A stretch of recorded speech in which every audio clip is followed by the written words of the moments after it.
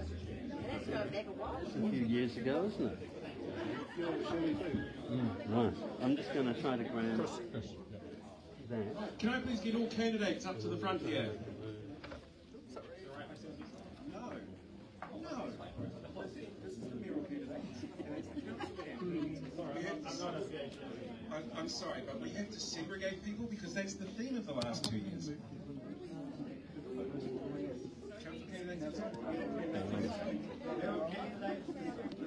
On my left. Yeah, it's going to be. I'll probably be up and about, but just probably they're going to be standing up. They're going to be played past the microphone, so I hope they'll be able to just stand up the podium so I can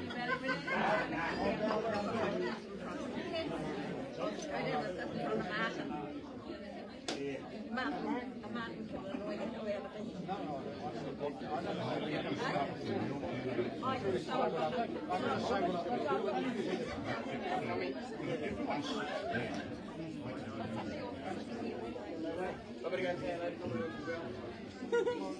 Yeah, I'm coming.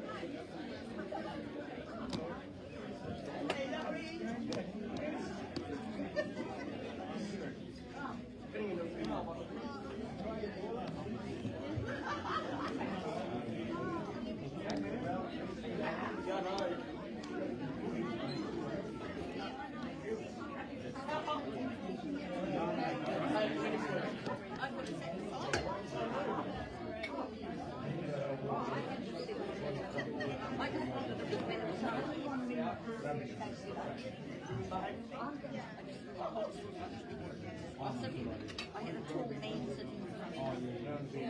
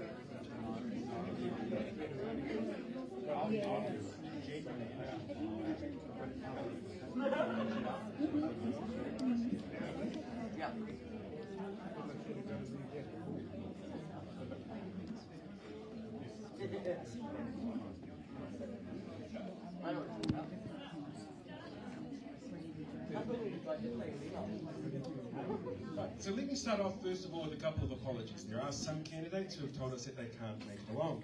Not all of the candidates who aren't here have sent us apologies. Maybe take note of that and see how important they feel this sort of thing is for them. Jeff Taylor and Matthew Small have sent apologies. They're both stuck with work. And Dan Steer has sent an apology. Jeff Taylor and Matthew Small. And Dan Steer has had a bereavement that he's had to deal with. So they will not be here. But if you like, I can give you Jeff's quote. And would you like to hear the quote I've got for Jeff and see what you think of what it was that he promised? So Jeff Taylor said, "I'd hold a referendum straight away on those issues.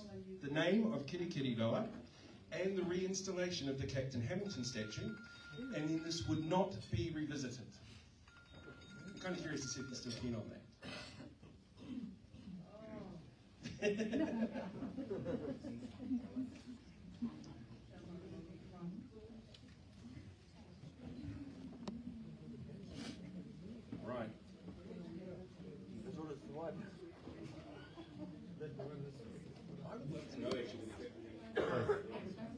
You're going to sit on this side after, unless you're saying for council? No. You might get the job.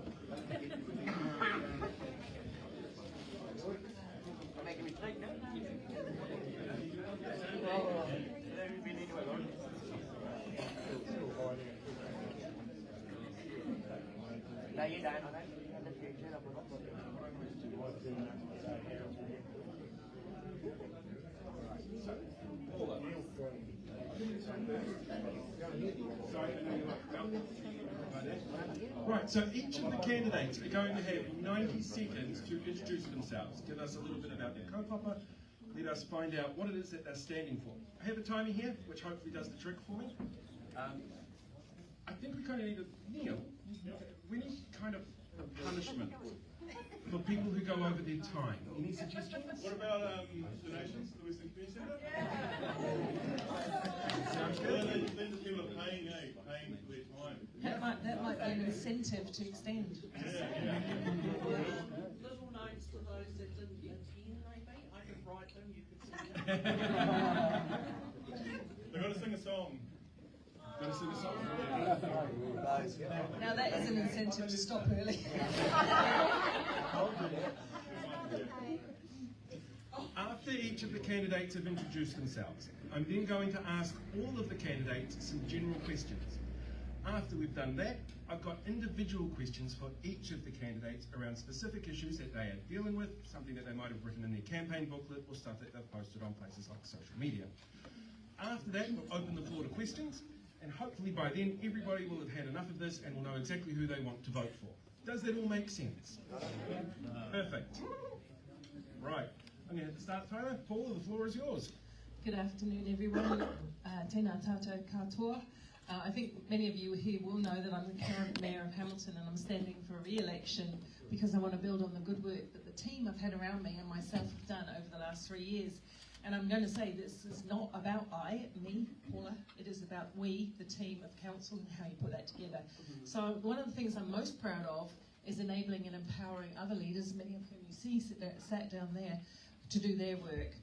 I stand for building a better city, not just a bigger city. There's some challenges now that we have to face off with the housing and the expectations of around the government for housing that we don't like.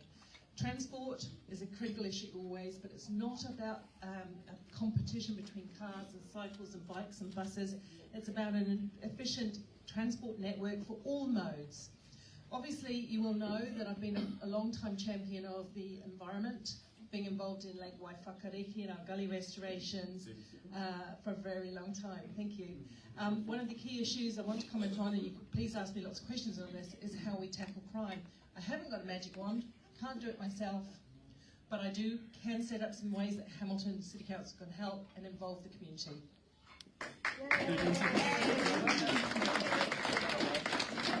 I just really didn't want to sing. Right. Jack, time starts now. Jack Geelan, fathering the city, restoring families, preventing suicide for a healthier, happier Hamilton, youth program to counter crime.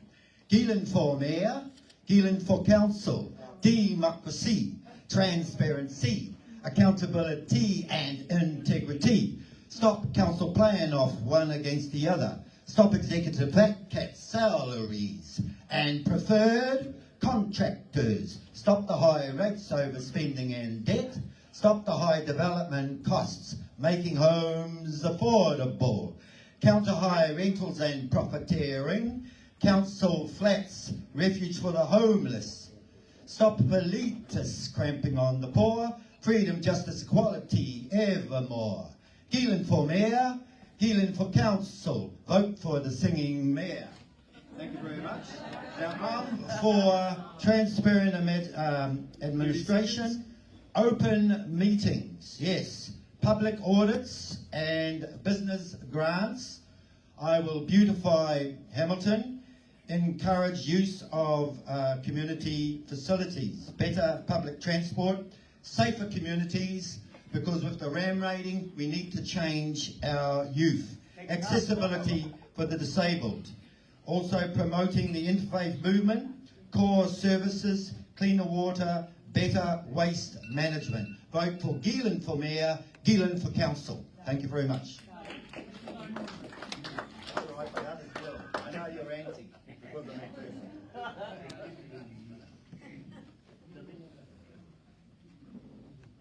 Louise. Oh, are we? Yep, we're doing it. You all get a 90-second. Oh no, we're finished mayoral. We've only got 2 mayoral candidates here. That is a question for them that I can't answer. And some of them wouldn't give me a straight answer if I tried. Right, Louise, go. No England, Ireland, Wales, me Orkney Islands, o Katifana, he tangata te rei te aho, ko kirikiri roa toko kainga inaine, ko Louise Hutt toko ingo. My name is Louise Hutt and I'm running for Hamilton West. I've spent the past 3 years working in our communities.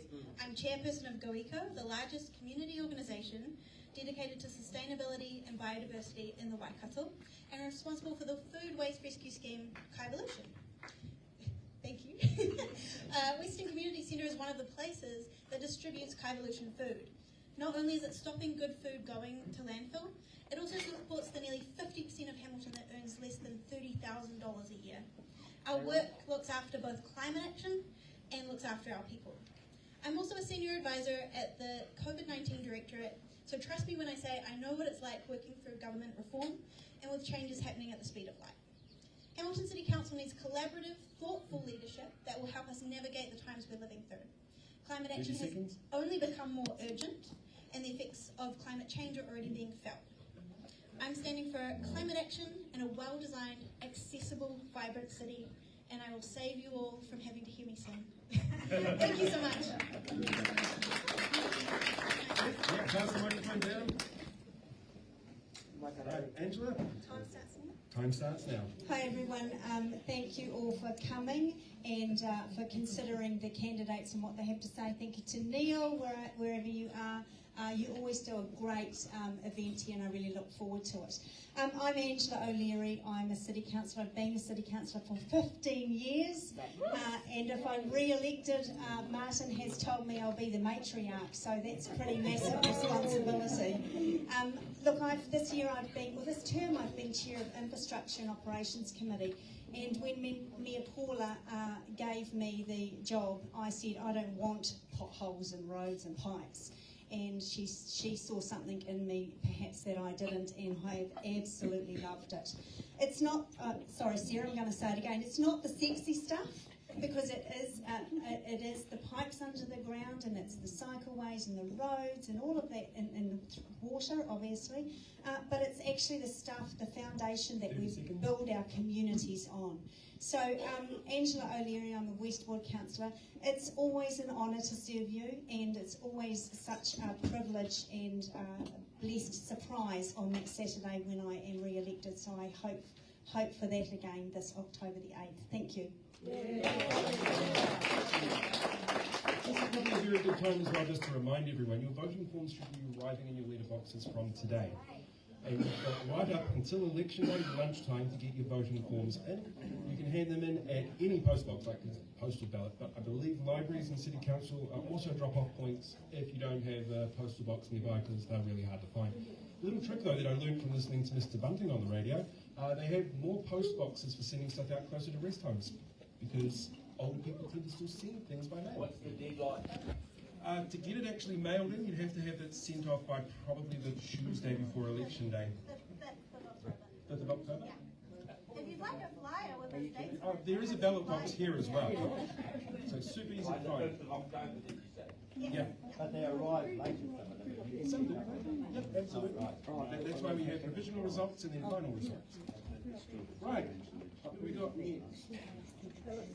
Roger. Oh yeah, that's me. Yes, Fiora. Time starts now, Roger. I'm Roger Stratford. I'm standing for the West Ward. I've watched in the past 20 years while home ownership gurus have beat the city dry. As a big problem with bullying in this city. My first job was as a paper boy for the Waikato Times. Hamilton boys, high school pupils were bullying pupils at my school, and they now have taken the council seats, hogging the council seats for the past 30 years, as long as I can remember. We see this bullying around the council table with vicious attacks, verbal attacks against who worship the Mayor, Paul Southgate. 30 seconds.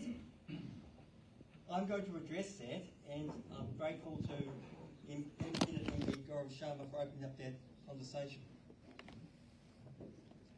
Yesterday I spoke about the Economic Development Committee chairperson and his ambitions to turn Waikato Innovation Park into a Silicon Valley. I'm completely opposed to this transformation occurring. Time? And I'll wind, I understand this time and I'm winding down. Thank you very much, Paul, for your patience. I'm sorry, there's an interjector here. I have to understand what she's talking about. Oh, she's asking you to hand on the microphone. It's Rudy's turn. Very well. No, sorry, I can't. I'll give you to the moment. You're talking about the wrong elections. No, I'm standing for these elections. Roger. Not the issue at the moment, mate. Right now we're introducing everybody. Very much the issue. I'm talking about the local West Ward.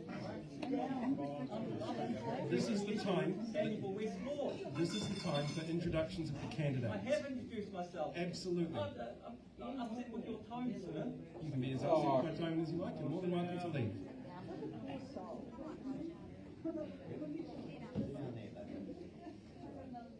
Right, Rudy, your time starts now. Great, thank you so much. I thought I was controversial, but okay, there we go. The name is Rudy DePloy. I'm standing your candidate for the West Ward. I'll be very brief because I also don't want to sing again today. I did the other day. I am keen to stop the Three Waters asset grab. Okay, so we need to understand that. That's what I stand for. I want to save the Founders Theatre. We're making progress on that front. I want to save the Shores Bird Park. I want to protect our resources, the environment, our indigenous trees, our indigenous birds, and some bats. If you can believe that there are some bats down at Vader, and they need some protecting. So we want to promote community boards and public forums so that there's communications between council and yourselves. Effective and affordable transport options should be considered and on the table. Comprehensive cycle lane plan for the city. Projects to benefit the people of Hamilton City. Hamilton should be the capital city of the Waikato. Now, curtail wasteful spending on useless projects, and rampant rates increases should be curtailed. That is me. I'm not going to sing. Thank you. Legend. Thank you very much. Right, Emma. Your time? I hit the start button, sure. Right, your time starts now. Kia ora koutou katoa, ko Emma Pike tōku ingoa. My name is Emma Pike and I'm standing for the West Ward in the Hamilton City Council elections. Hamilton is at the heart of who I am. I grew up here, went to school here at Glenview Primary, Melbourne Intermediate and Hamilton Girls High School. I've worked across the city, everything from a scrap metal recyclers through to Waikato Regional Council, and currently work for Parliamentary Services as well. I have also co-owned a business and also own a residential property in Hamilton West. As such, I have a grassroots interest in policy and politics, and I understand how this affects our community. I have a strong vision for Kirikiriroa Hamilton. Firstly, I'll engage in more proactive community consultation. Over the past few months, I've been holding public meetings across the ward, 16 in total, and also been door knocking houses to talk to people about what matters most to them and how the council can deliver it. I will continue to prioritise face-to-face engagement with people to give residents more opportunity to provide feedback on council decision making. Secondly, I will scrutinise how ratepayers' money is spent. Our council is currently $499 million in debt, and our rates have risen 61. Time. So thank you very much for your time. I'm Emma Pike, and please look for your Keep going, you're going to be singing.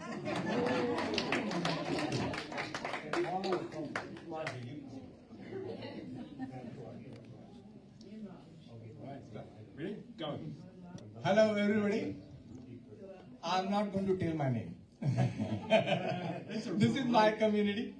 Everybody knows my name. Okay. They all know I've been here for 27 years serving the community as a pharmacist. They all know that I'm one of the few pharmacists who tells the patient, do you have to take a sleeping medicine?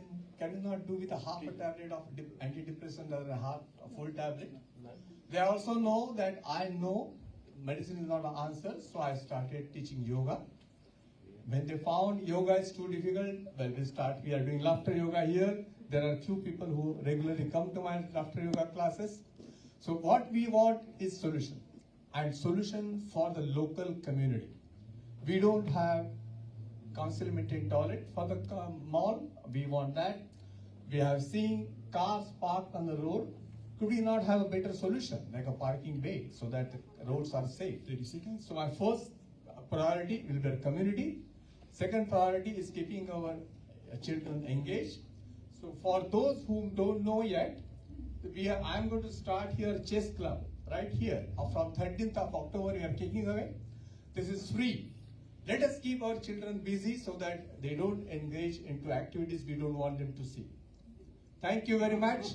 And please mark number 1 against Sanjay, for those who don't know my name.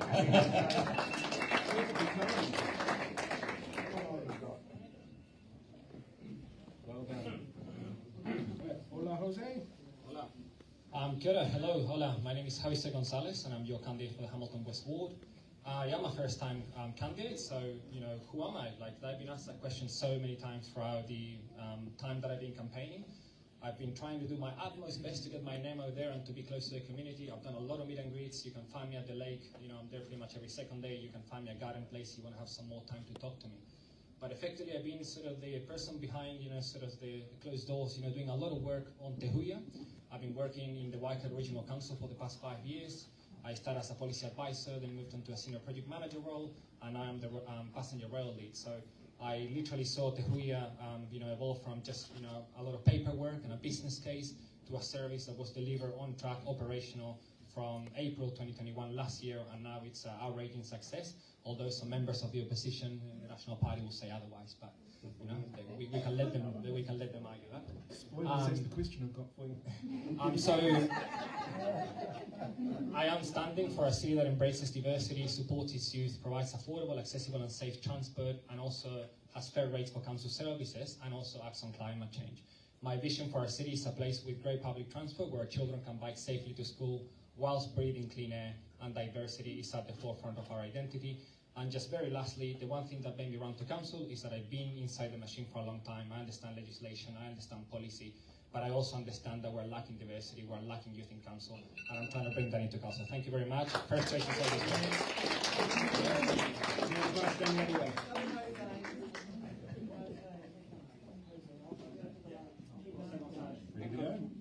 Right, the time starts now, Sarah. Kia ora koutou, ko Sarah Thompson toku ingoa. I'm Sarah Thompson. I'm a candidate for the Hamilton West and also a current councillor for Hamilton West.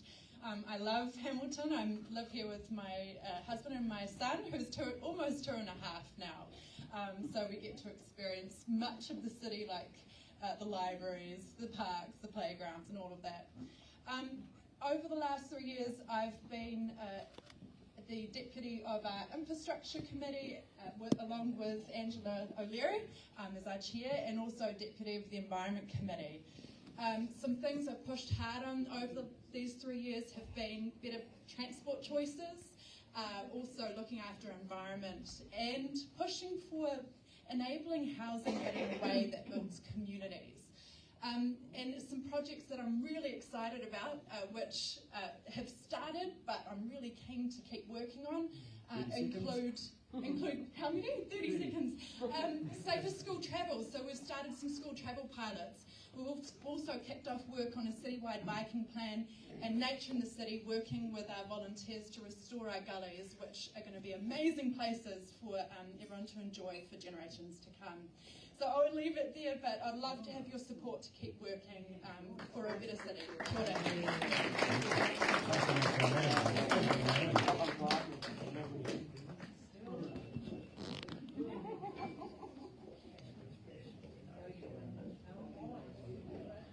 Kia ora, everybody. My name is Ewan Wilson. I'm one of the current Hamilton City Councillors, and I'm asking for your vote to re-elect me onto the council.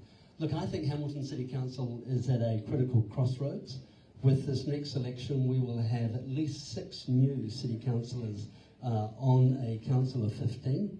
And I think what's really excited about that is the new blood and the new energy, but it's complemented with ensuring we have some experience around the table with the institutional knowledge and the complexity of local government. And I think that's really important when we get that balance right. Look, my core areas of focus, Mayor Paula gave me hearings and engagement, so I'm chair of that, and I've been well supported by my deputy, Mark Donovan. But I've also worked really closely with the chair of economic development as his deputy, Ryan Hamilton, and our focus is ensuring that we have a thriving business community and that we engage and underpin economic growth, and we've had some success. The other role that I've really enjoyed doing is playing a key role in the governance of Te Huia. So I've worked with very capable people like Jose, and together we've made significant improvements, including getting Te Huia through to the Strand in Central Auckland. We've added the Puanui station, enabling you to connect to the airport. I'd like you to support me for one more term. Ewan Wilson, vote number 1. Thank you.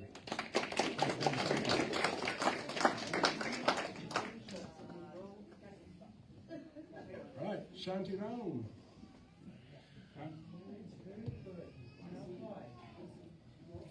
Someone's already upset. I can hear him.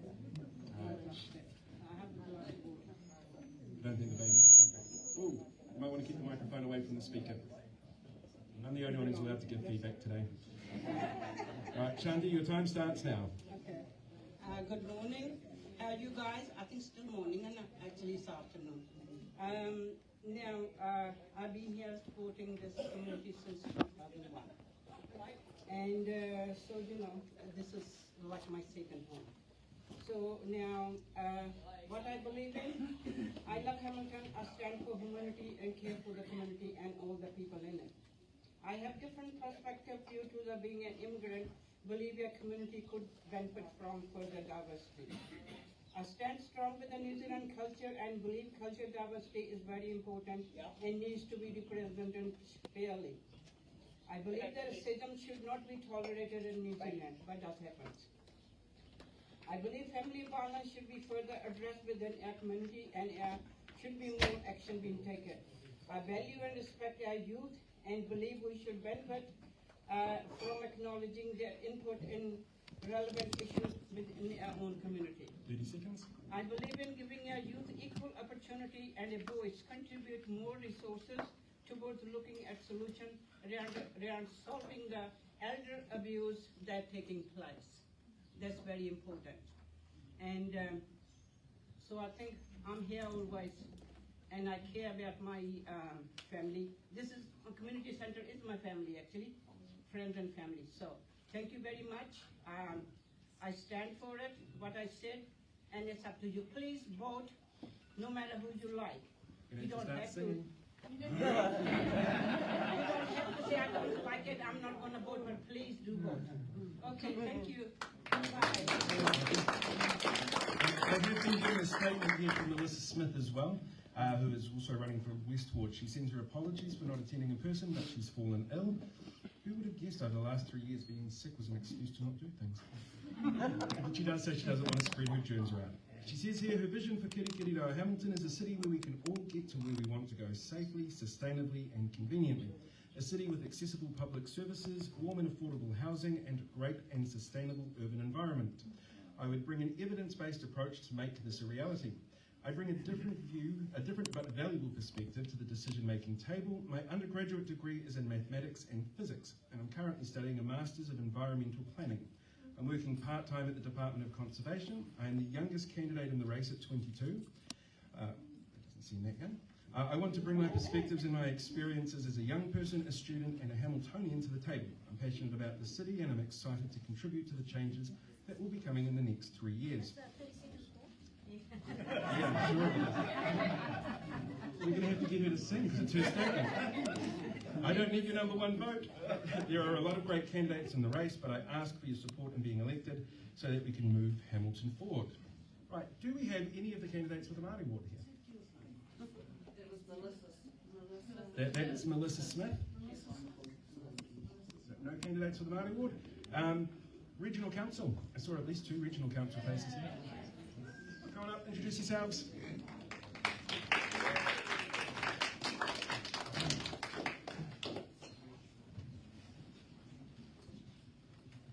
Right, the time starts now. Thank you. Kia ora, good afternoon, Norton community. It's lovely to be here with you this afternoon. You may have seen me come in with a couple of bags of groceries. The fruit and veggies, I come here every Wednesday. If you're here, I might have run into you to get veggies and fruit for my family every weekend. The dentist across the road, that's where I get my dental done. And my husband's, one of his business partners is just up the road on Hyde Street a little bit long further. So my name is Mishwela MacDonald, and I'm standing for a candidate for the Waikato Regional Council. I've been in Hamilton for about 25 years. I was born in the Bay of Islands, but I got here as fast as I could. So I've been here for about 25 years. I live here with my husband. We have 3 businesses here, and we have 3 little boys. I graduated from our university with degrees in law and management, and I've been working at the Regional Council for the last 3 years in the youth space, promoting youth voice and making sure that we hear their perspective because they have fresh ideas. 30 seconds. So the things that I'm standing for is to clean up our rivers sooner rather than later. The current plan is to have it clean by 2096, and at that rate, we will be compost and my kids will be in their 80s, so we need to do it faster than that. I also think we pay too many rates. We have to live within our means, and I think the council needs to live within its means too. When we want to do new things, we prioritise, and I think the council needs to do that too. So I'm standing to make sure that the Regional Council play their part in supporting our well-being and making our future, our today and our future, better than it is, better than it was yesterday. Kia ora. Right, ready to go into it? Kia ora tātou, ko Angela Strange, toka ingoa. Yeah, I'm a former primary school teacher. I've taught at numerous schools within Hamilton, and both on the east and the west. I've loved serving our community as one of your Hamilton constituent councillors at the Waikato Regional Council for the past 3 years. I'm really proud of the way that I've chaired our Regional Connections Committee, which is responsible for public transport in Hamilton and also the wider region as well. We have a voice for the disability community on our committee, who helps us ensure that we plan and deliver PT services, that are accessible.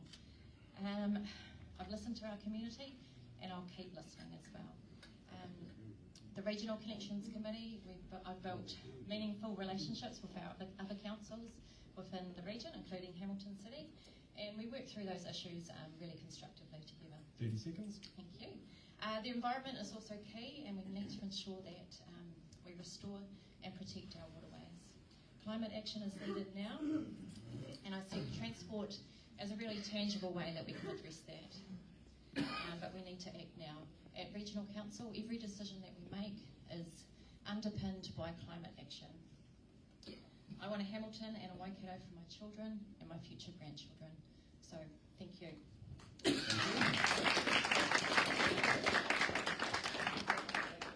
Right, was that useful? Did everybody sort of get to know somebody and learn something new? Yep. All right, now we ask some tough questions. The way that this one is going to work, candidates, is you will have 1 minute to answer my questions. And what we might do is, trying to work out the best way to do this, because I've got like 2 candidates here and everybody else is down there, and yeah, it's like so spread out.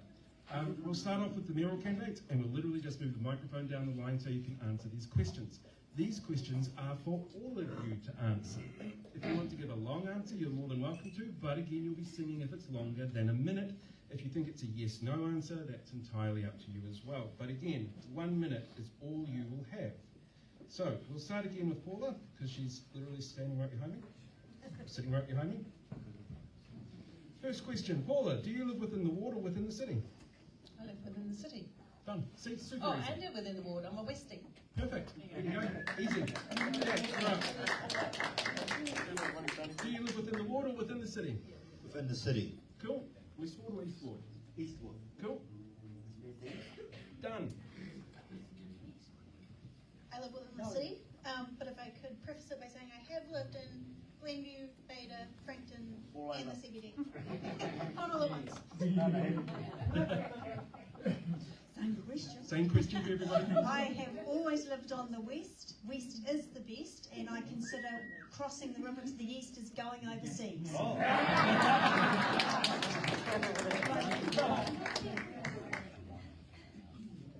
Well, I'm overseas at the moment. I'm living in the West Ward, but I really like to think that I live in the East Ward, because I grew up in the East Ward. I went to school in the East Ward and spent much of my upbringing there. So I guess I'm a member of both wards. I'm for the city of Hamilton, Kirikiriara. Right. I live in Glenview, West Ward, and I'm going to have to renew my passport to go over to the east end. Denied.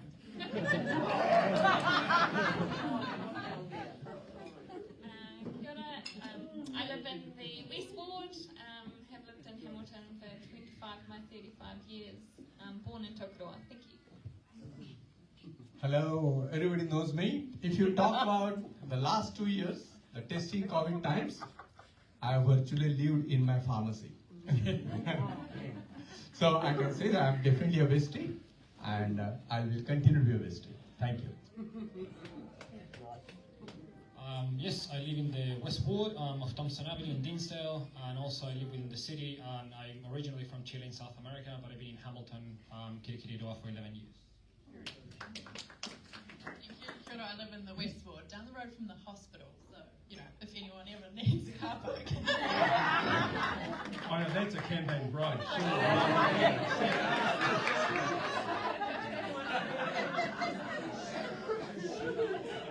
That's the biggest bride.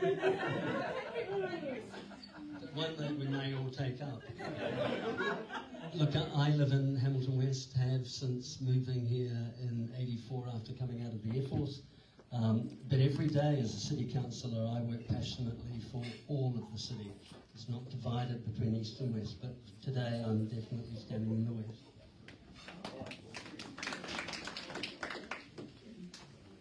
I live in Hamilton West, but I usually go to Tirapa. And That's a whole other country as well.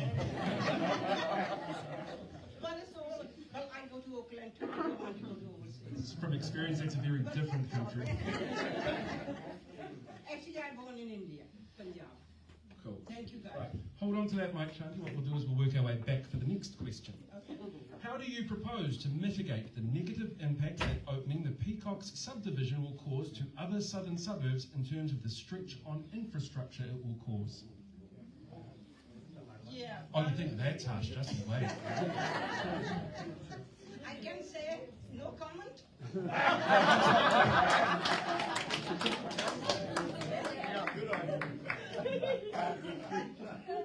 Bridget, did they answer? If that's your answer, pass the mic along. Yes, I think on the thing I can give the answer. Okay.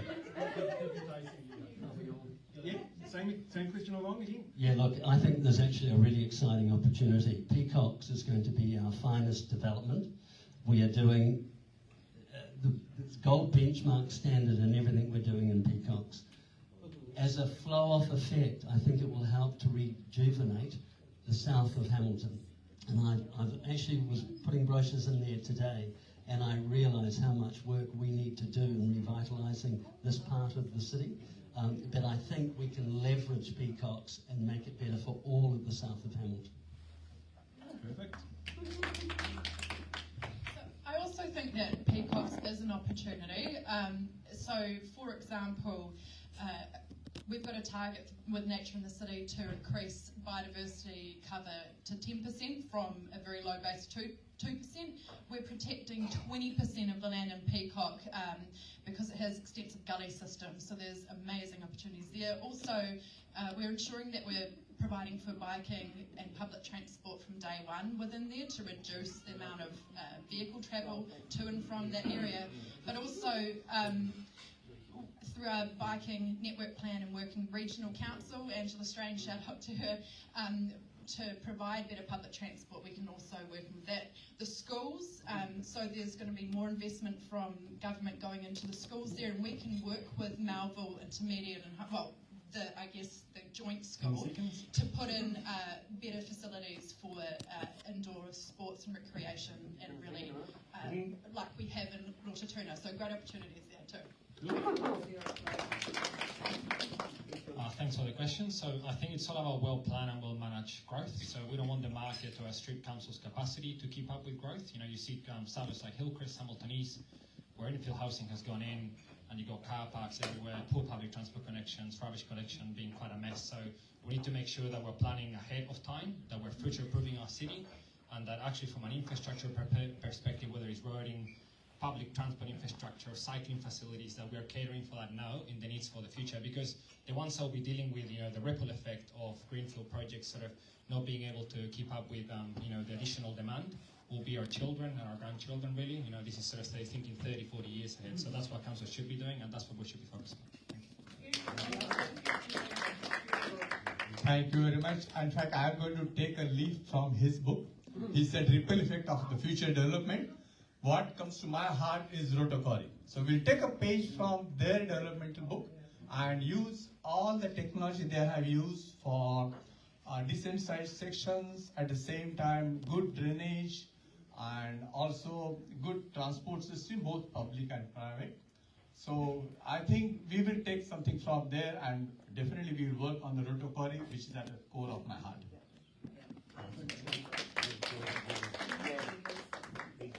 Kia ora. So Glenview is where I was raised, so it's a community close to me.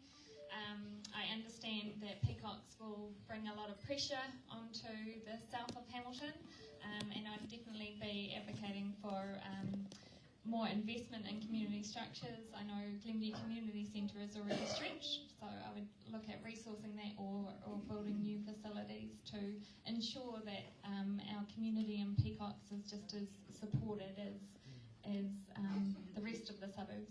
Kia ora. The Peacocks development is a bold step and should be a bold step forward. The unfortunate thing is what it does to the infrastructure, what it does to traffic control, what it does to extra motor cars, extra vehicles, the busing, the routing. Already, the newer developments, the streets are so narrow. And it's a real concern, and I asked the planner, I said, why in the world do you make a little narrow street like that? 2 cars parked this side, that side, no bus can get through, no fire department can get through in a case of emergencies, etc. Why do you guys do that? He said, it's to slow the traffic down. Wow. Yep. That's not a good enough reason to do that. I think we need wider roading. I think we have to do really good planning. That's about what much as I want to say. Maybe we wouldn't need safer streets though if there was less routing going on. Maybe we wouldn't need safer streets though if there was less routing going on. Routing. You mentioned routing. Yeah. But routing, if you take from it's a joke, Rudy. Sit down. You want a chance having Roger again? Yeah, it's best of both worlds, isn't it, for me at the moment? Okay, bye guys.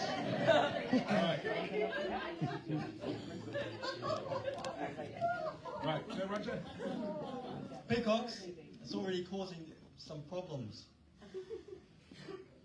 We need to stop building the highway through the Shores Bird Park, and Hamilton City Council needs to correlate with Murray and Margaret Shaw to come up with a more suitable solution for them.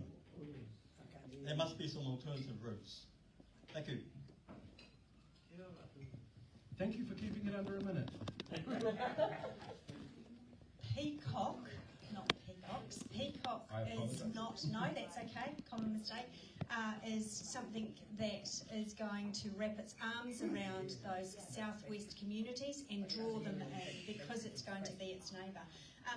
So I don't see it as negative at all for the city. We got $170-something million from the government as a loan, but that will be paid back through development contributions and the people living in that area, so it's not a financial drain on the city.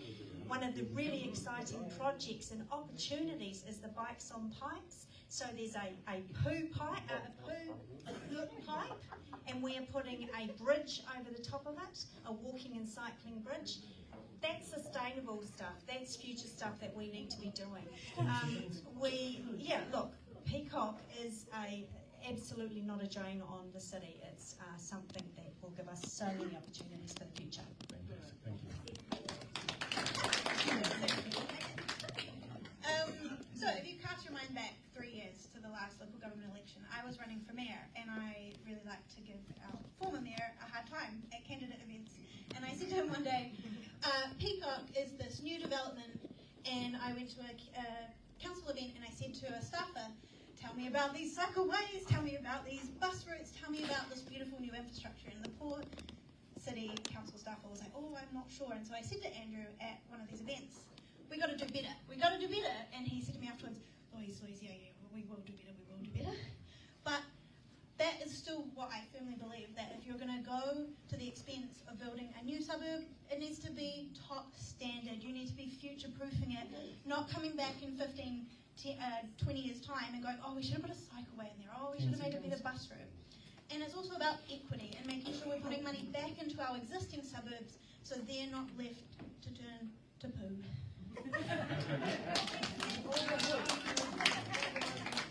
For future reference, can you please not use the term Andrew King and hard in the same sentence? Jack, all yours.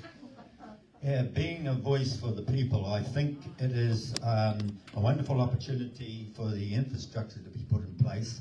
They're going to have 5-storied buildings there, but we need to be concerned about, have they got little gardens associated with them? Is there parking associated? Where do the parents send their children to school? And because I'm a bit concerned that we're focusing totally on peacocks. What about Enderley and other areas? Peacock. And we're creating ghettos in some of these other areas. So I think peacocks need to go hand in hand. Peacock, working with all the other areas in Hamilton. So I think it's an ongoing project. It's a wonderful concept of all these homes and everything else, but we need to be concerned of how it's going to work out with all the different factors in that area. Thank you. Thank you. Peacock is going to deliver 7,000 homes, and I have to say that one thing you need to know about infrastructure is it never comes cheap. It's both Angela as Chair of Infrastructure's delight and nightmare in the same way. So here's something that people haven't mentioned, is securing funding. In about 10 years' time, we'll need a new wastewater plant in the southern part of Hamilton, which we're doing work with Waipa on. That is at an estimated cost of $300 million for a massive wastewater plant. So I'm not trying to scare you off and say bad things about it, because the development will happen, but just be aware that it comes at a price, and we need to tap into government to get some of that funding. We've got a loan at the moment, but we have to pay it back. So we need to really lobby hard for government. Bikes on Pipes, genius, love it, and all the gully restoration, love it. Perfect. Hold on to the microphone. Right, the challenge in this question is, because it is involving 3 waters, to try not to say something racist. Good luck to some of you. So, according to Hamilton City Council, signing up to Three Waters as it is currently proposed would see a debt reduction of almost 40% from the city's books. It would mean the council is no longer responsible for the 23% of water infrastructure that is currently not fit for purpose, and free up $400 million in future spending on proposed water infrastructure upgrades. How does this type of outcome factor into your stance on the Three Waters proposal? Thank you. That question was very complex and just demonstrates exactly how complex the whole situation is. Now, I have to tell you that no councillors voted for the current Three Waters bill. No, none. Angela and I presented to the Select Committee on that. But there's some issues that we need to work through around the pricing of our assets, around the treatment of our assets, about stranded overheads from OPEX when they take 20% of our staff away. So there's a lot more to go through before we could ever agree to that kind of a change. But we do need to be wise. We're going to have more people. We need to put water services in. So we've got to keep looking at the most cost-effective way of doing that. This just doesn't happen to be the right model at this time.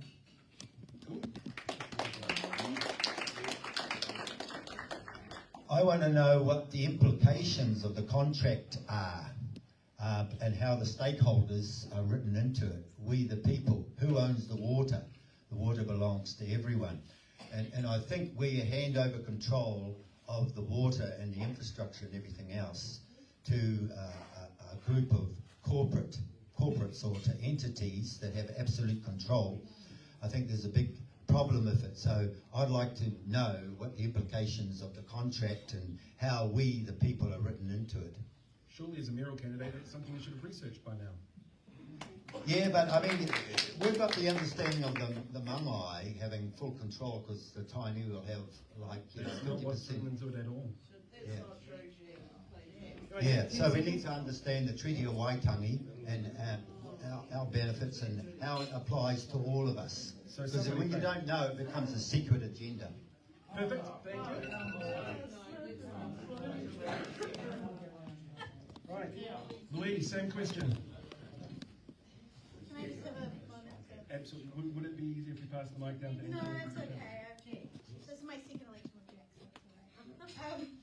Okay, so I think Three Waters is quite a complex issue, but I think what's important is to maybe highlight the way that I would tackle an issue like this. So co-governance already exists of our water because we have the Waikato River Authority, which is a co-governance entity that came out of the Waikato Tainui settlement claim. So co-governance already exists, and it's really important. Lots of people forget that the Te Tiriti o Waitangi is a legally binding document, although there are some people who like to not implement it. And so the Waikato River Authority sets out a strategy for looking after our water. And currently, a huge proportion of our water infrastructure does not meet it. So when you're looking at Three Waters, is water reform going to help us meet those goals of looking after our water? Because people died in Havelock North. There is shit running through Wellington streets all the time because their sewage pipes are not up to scratch. And well, I could go on. But, you know, I don't want our city to be like that. So it's about looking at ways we can achieve better outcomes for our water infrastructure. And if Three Waters is a way of getting there, we should investigate the best option from it. Look, for me, I've been on this journey since the beginning, and it's been tough. There's been a huge lack of information. But the main problem that I have personally as an elected member and representative on this issue is that it is a one-size-fits-all, and that doesn't work for Hamilton. You might have seen around Newcastle Road in Dinsdale, we have been upgrading our water pipes. It's been a $19 million project. We have a history in this city of really investing in our water infrastructure. So this one-size-fits-all doesn't work for us. The other thing that I'm really concerned about are the stranded costs, and as Mayor Paula said, we represented Zoom. We were supposed to go to Wellington, but that didn't work, to the Select Committee, and we talked a lot about stranded costs, and basically what stranded costs are, all the things that the Three Waters entity won't take off us, and at the moment that's $21 million that government will not meet and the ratepayers will have to, so we're quite concerned about that aspect as well. Thank you. Thank you very much. We need to get Three Waters done. I can kororo with local government minister Nanaia Mahuta we don't belong in a golden triangle. We should be looking south. So it's matters such as things before the council, such as Three Waters and Page 12. We need to have a look at it, much closer look at it, without having troublesome councillors commanding the narrative before it's gone to the community. 10 seconds. Taking the mayor's position is simply not on. Thank you. Isn't it amazing how time feels relative? Right, ready, go. Three Waters, I believe central government has a right to determine the standards and the quality of water supply. I believe that in no way should central government have the tools or the ability to take over our assets from the city. That's been paid for by you guys, and it should not be on the table as a bargaining chip at all. It is yours, and it's yours to keep. I always say, whenever you decide anything, figure out how it's going to impact the people in our community. Is it going to cost you money, this whole idea? The answer is you're going to paying for your water, whereas at this point in time it is free. So consider that. So as it is currently, I am totally opposed to it. Thank you.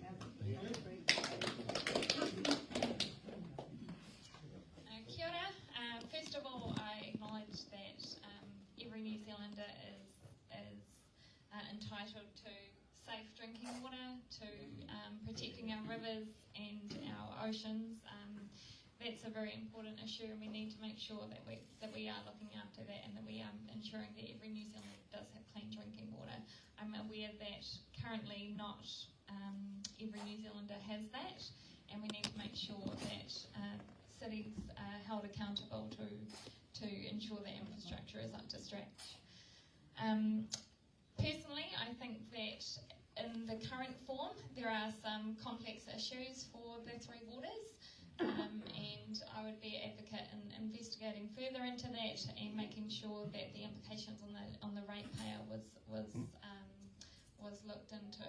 So that's my position. Thank you.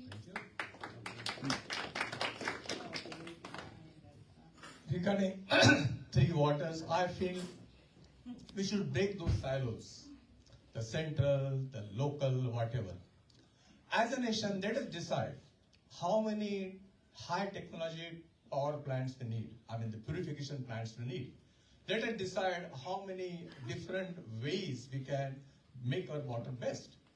And there are certain areas where the central government can do the best job. For example, tendering for say 10 treatment plants all over New Zealand. Great, they can do the job better. They can get a good discount. The whole nation can save better. Whereas the local landowners, when it comes to negotiation to that, when employing the local contractors, the city council is best placed because we know all those landowners, all those contractors. So that's all I would say. Let us break down those silos. Let us tackle as a national issue and solve it as a national issue. Thank you. Thanks for the question. So I think Three Waters is, as has been said a few times, it's quite a complex issue. You have to actually go and read the full Water Entities Bill, the first part of 3 of them, to understand how complex it is. And my expertise is a lot in contracts and commercial management, and I think that paving pathways for privatization is not the way that you want to go through. I know that there are certain avenues in this bill that can lead to that. I come from a country where water rights are privatized. There are people in my country where people don't have access to clean water because there are big corporates that actually own the rights for water. And today we're fighting, to build a new constitution where I come from, so the right of the water is given back to the people, and it should be always a public service. I think that the key flaw with the current model of Three Waters is all about funding. It's not about who owns it. It's not about who runs it. It's who's paying the bill. So here in Hamilton City, we're quite, at the moment, our debt to revenue ratio is close to 300%. We're actually struggling to be able to meet additional demand. So I think it comes down to who's going to pay for future infrastructure. Central government needs to front up with the bill, and if they're actually willing to run this legislation through, they need to show the money, but also they need to show how they're going to charge the people as well. You know, because at the moment we pay for it by our rates. Is it going to be by consumption? You know, Does is it going to anybody be have by one of those capital? like tuning forks? Anyway, so, thank you guys.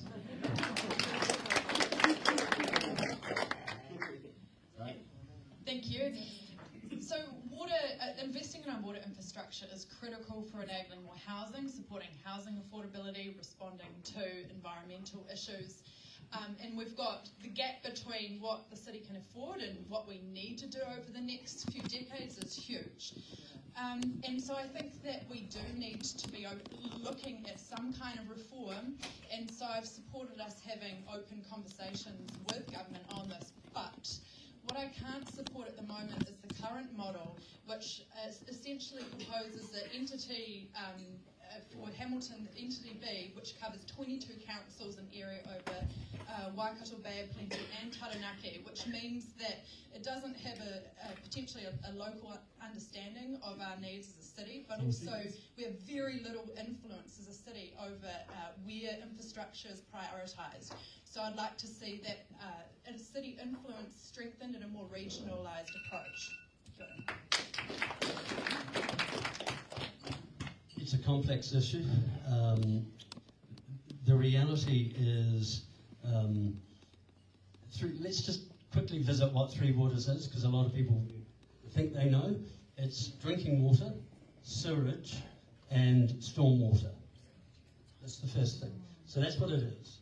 What's the problem? In some parts of New Zealand, successive councils have underfunded an infrastructure.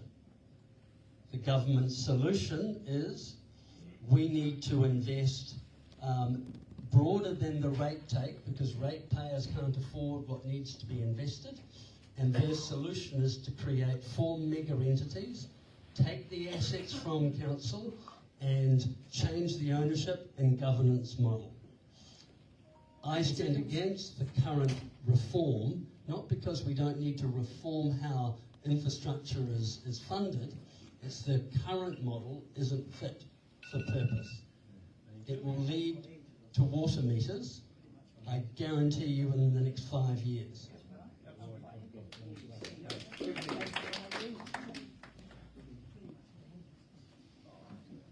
Hi, kia ora.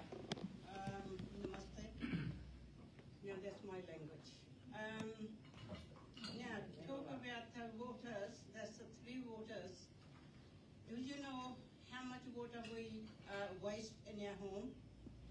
Kids use it in the morning, brush your teeth, and they leave the tap open. Men shaving, they leave the tap open. You know that each house has 9 gallons of water wasted that way. And so if we are comparing the notes, Three Waters is not an easy decision. And, we have to be very carefully. We already in the debt 409 million. If we put another 21 million on it, who's going to pay? 10 seconds. Is councils going to pay a bit of their wages, salary? No. Ratepayers has to pay, and that's not fair, especially the elderly. Vegetable, how hard is it? So, how are we going to pay the rates? So please, think about it. The water is very special, and we should be using it very wisely. That's my answer. Right. Thank you. Next question is much easier and a little bit more lighthearted to raise the temperature in the room, because everyone's like, holy shit, this is And then once the microphone gets down this end, I will ask some independent questions to the candidates directly. So, the next question, what is your favourite Duck Island ice cream flavour? You know we don't get hockey in Australia? I'll have that. Okay. For Joa, but they only do it once or twice a year, and it's a limited run. The coconut-based chocolate ice cream. I think I tried a while ago the mint and strawberry one. That was pretty nice. The buttermilk and pineapple. It's fantastic. Peppermint slice all the way. That's what I do. French vanilla. Sarah, I didn't know that about you. The coconut and chocolate is my favourite as well. So you were learning. Can I just say, hear me out on this? Next time you maybe try it. There's blackberry, honey, and sage, and I know it sounds weird to put herbs in ice cream, but it works.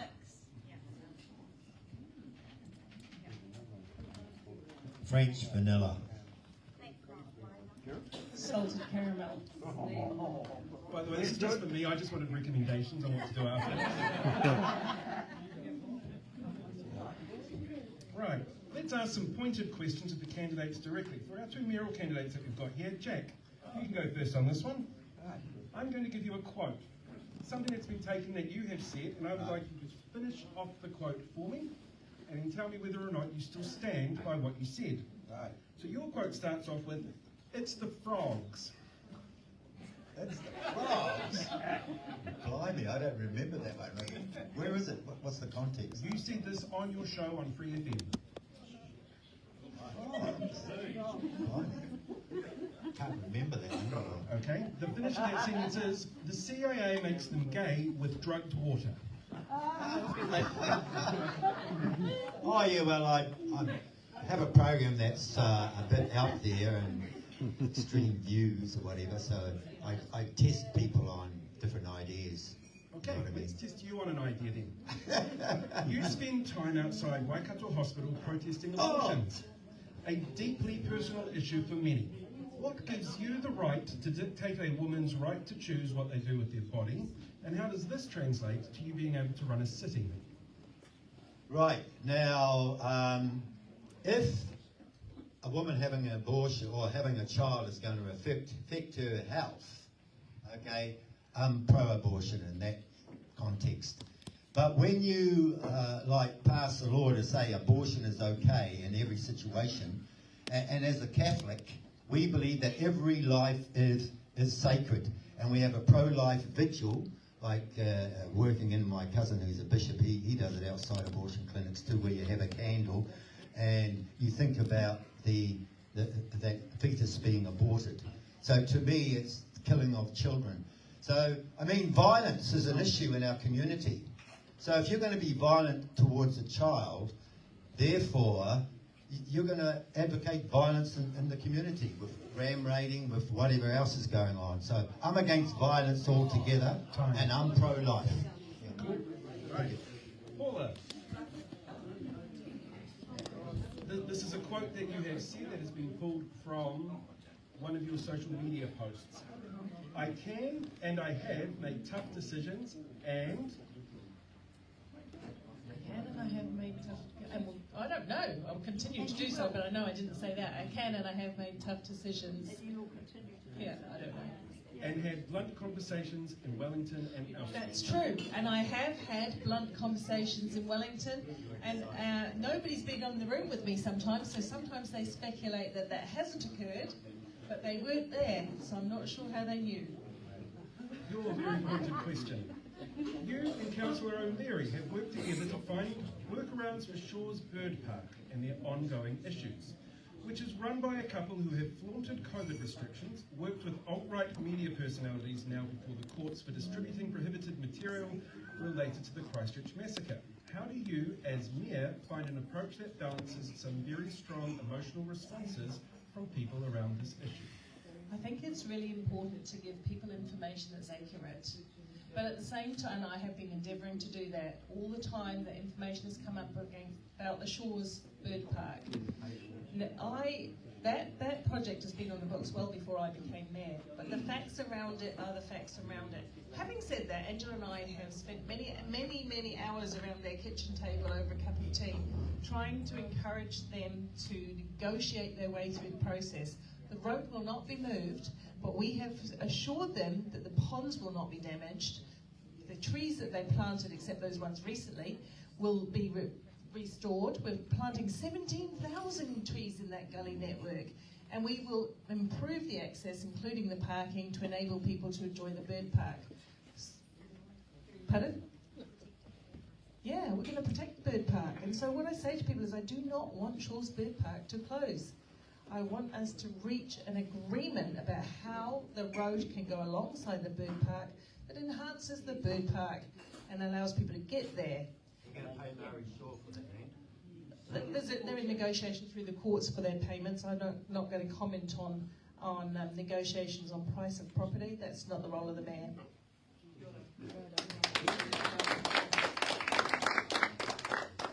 Is that it? That's it. Oh, right, cool. Right. Louise, you have been very vocal in your support of a living wage for council staff. But what often doesn't get talked about in the debate is the way a living wage can affect others' abilities to access education, food quality and healthcare. When voters look at sound bites around this issue, it focuses on the costs. How would you justify the need for adjusted living costed wages to those who focus only on the dollar signs involved? Thank you. I think what's really important, I mean, my preference in talking about living wage is always about well-being, because that's what it enables. But if you want to talk about the financial benefits of it as well, I mean, if you can afford to go to the doctor, if you can afford to go to the dentist, if you can afford to eat well, and if you can afford to just work one job instead of 3, I mean, you're going to take less sick days. 1,600 people a year die from respiratory illnesses caused by living in cold, damp homes because they can't afford to heat them.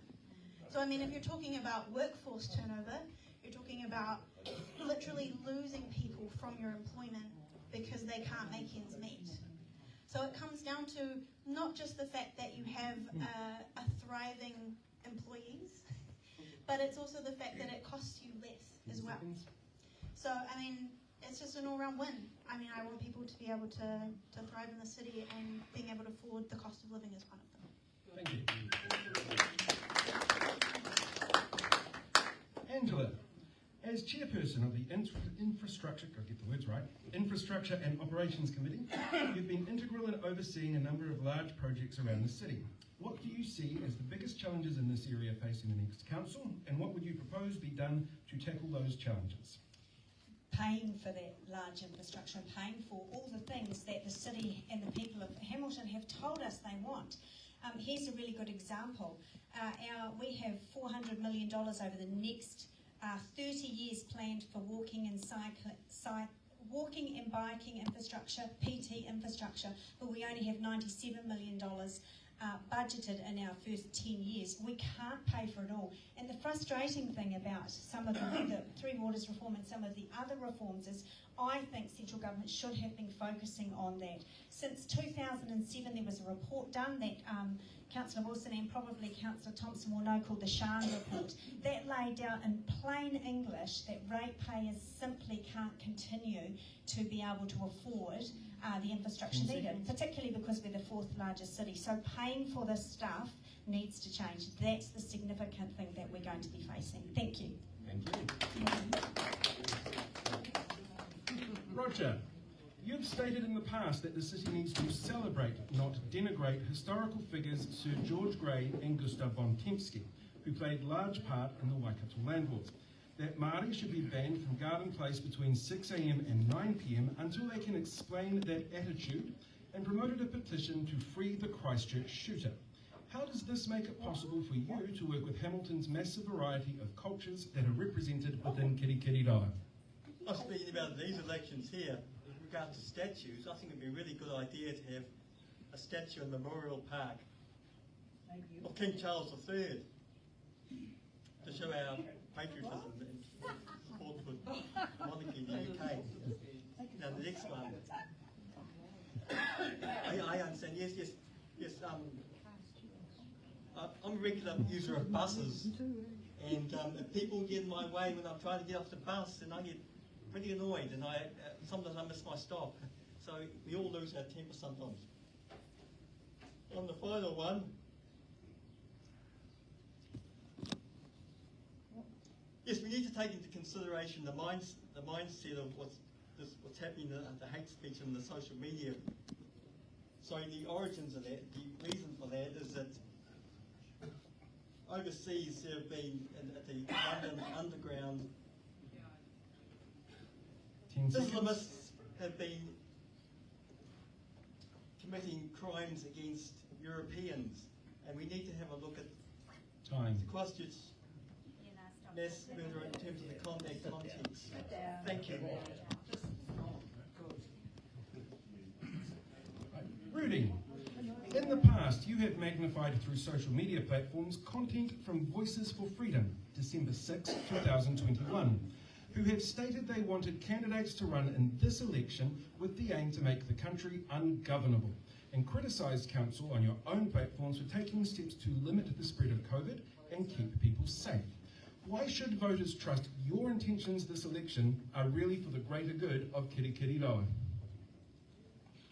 The whole issue about Voices for Freedom, I come from a country where it was really, yes, exactly right. I didn't You say are that. exactly You right. pointed out me. Okay. I didn't say that. No. So the point is, I have seen firsthand what it looks like when you suppress what people's opinions are.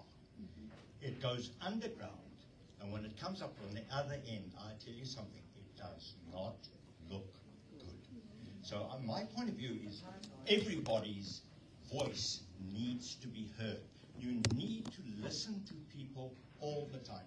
When I interact with people, I talk to them, I learn a lot about people and what their aspirations are and what their hopes are and what their desires are and where they want to take this country. So, Answer the question. what did I not answer the question? That's up to the audience to decide. The question is really simple. What makes you think people should trust you as somebody who's spreading information for Voices for Freedom? I don't know that I spread information for Voices for Freedom, but I absolutely encourage people to stand for what they believe. Like apartheid, you've also spread things supporting apartheid. No, You've also spread things that are blatantly racist. What is that? Do you still support apartheid? Do you You've know? certainly posted on Facebook that you do. Do you know something? That I was Right. What I'll do is I'll interrupt here. We'll open the floor to questions afterwards. Next person down.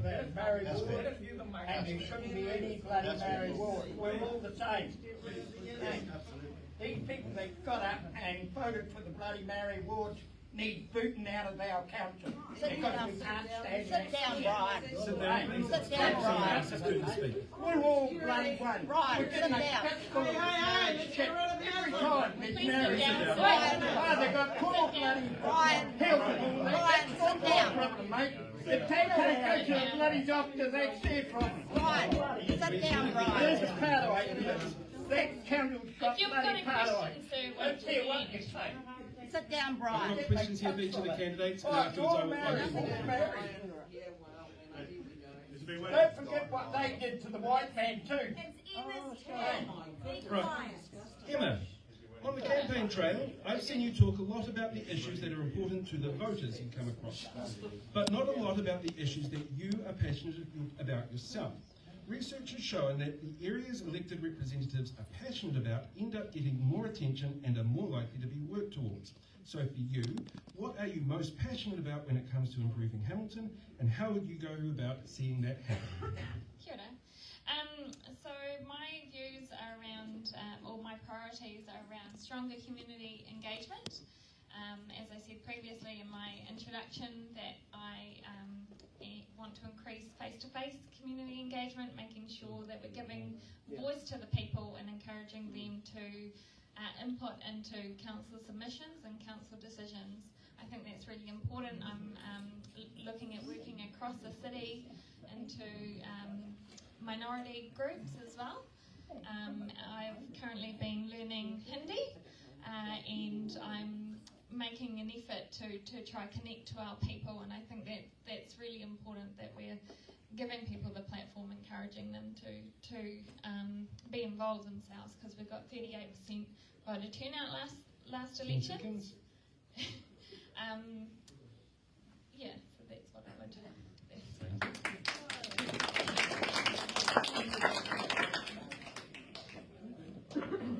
Right, Sanjay, in your candidate statement, you say sections are being subdivided rampantly, and the subdivision process needs more regulations to maintain the character of the western suburbs. How would you then define what the character of the western suburbs are, considering this includes historically significant places like Frankton, through to much newer areas of the city like Rutokori? I did not say anything. That's in your 80% of the people over here don't want, I say 99% people, don't want a 3-story building next to their house. peeping in their house. So that's all we are against. We are not against subdividing a section. If somebody has a 900 square meter section, wants to divide it into two, every house has its own garage. Because what we forget, garage is not only for a car owner, it is also for a mobile scooter owner. My elderly patient should be able to ride from their own home to my place. They don't have to take the mobile scooter in their lounge, taking all the rubbish on the road in their lounge directly. So this is what I stand for, and this is what we need for our community, and this is what everybody should be fighting for. At the moment, Plan 12 is not good enough, and everybody agrees to that. How we change it? We can bargain with the central government. Now, the situation which existed 2 years back, when 50,000, sorry, that's fine. Thank you very much. I have made myself clear. I'll be available to talk. Thank you. Jose, you've worked very closely within the transport field, especially around undertakings like Te Huia. The National Party likes to criticise the service as a loss-leading venture which raises questions around the purpose of councils and how they manage finances. Do you feel council should be run like a business with a focus on profits and returns, or do you think council should have other priorities in the way it works and what it works for? Good, thanks for the question. So I think Te Huia is a great example of a service that, we cannot make it financially viable. Public transport services don't make money. That's why they're called a public transport service. You can go anywhere in the world and there will be no public transport service subsidized by central government, local government, or any state entity that makes a return and it makes a profit. So we're here for the people, we're here for the community. It's about giving back to those in most need, and it's actually getting everyone on board with it. I mean, in New Zealand we have progressive taxation. The wealthier pay a bit more because they actually own more, and that's the way it should be. We're here to be able to, so no one's left behind. So I think council should work for the people, and as a local government entity, their focus solely should be on public well-being. And that's across all services, including infrastructure, roading, public transport, parks, and even libraries. So everything that we do, it's really about the community well-being. So for those on the National Party that don't believe that, I think that yes, if you give them a good level of service, because that's what roads give you, and Te Huia will give us that, in the near future, and also with fast rail, you'll be able to get to Auckland very quickly. So then they'll be on board. Thank you. Thank you. Sarah. In Hamilton, every day there are 400,000 vehicle trips, with 130,000 vehicle trips made in or out of the city daily. Transport emissions make up 65% of all pollution from the city, and Hamiltonians seem to struggle with transport mode shifts. This can be seen really clearly by the popularity of free CBD parking and the base as a destination. What needs to be done to shift those attitudes around transport changes? You've chosen my favourite topic. So 64% of emissions come, and a lot of that is from private car travel. So right now, choices beyond private car travel are not that great in Hamilton. It's significantly more dangerous to bike, and we accept what is really promising is that around 2/3 of people, when asked, say that they would bike or bike more if they felt it was safe. Safety is the #1 barrier. So that is why we're working on separated cycleways to actually give people that choice. The other way we're looking to... The other way we're looking to give Excuse me, can you please give her the chance to answer the question? Shut, you use their bloody brains and ride the bikes properly. Can I have next? Can you leave? Hey. One more and you... Go down and have a bloody look. Don't go around blindfolded like you bloody councillors. Excuse me, can you leave? Hey? Can you leave? No. Yes. No. Oh, I'm just going to bring you wherever you like. Okay, one more and you're up. So cycleways are a very emotive topic.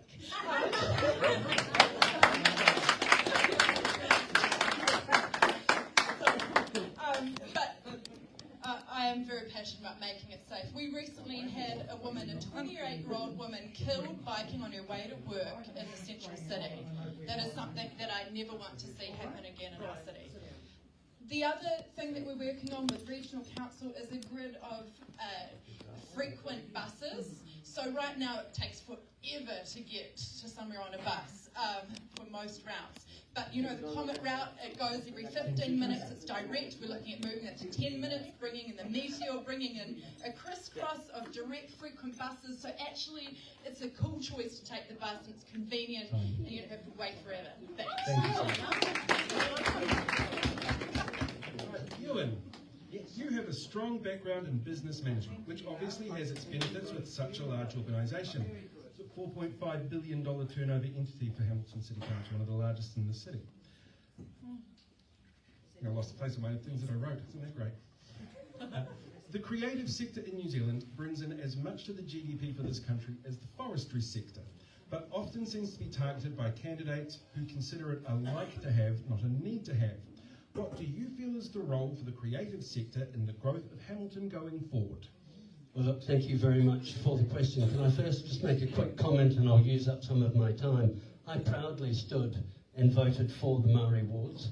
I think we have nothing to be feared about reflecting our treaty obligations. I just want to get that on the record. The second point is, look, I have passionately and unashamedly promoted and will continue to promote, as do my colleagues, attracting well-paying jobs to Hamilton and underpinning economic development. But a city that does not have a thriving arts and cultural city doesn't have a heart. And so we in local government have a proactive responsibility to ensure that we do fund and enable these activities across the city. And how do we do that? Well, we've recently, as a city, invested $25 million in the Waikato Regional Theatre. We have a $150,000 grant that's available for community groups and arts and culture in the city.